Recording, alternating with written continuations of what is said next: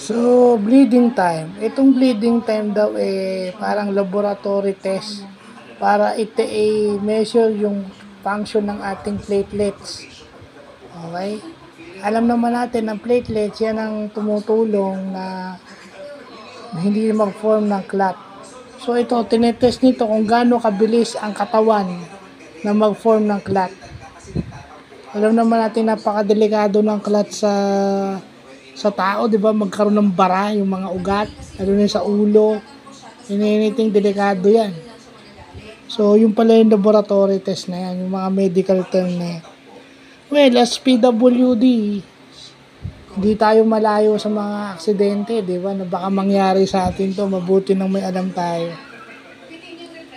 So, yun lang. Meron pa tayong mga karagdagang medical term mamaya. Pagka-charge ko nito, puro tayo medical term. So, yun lang po.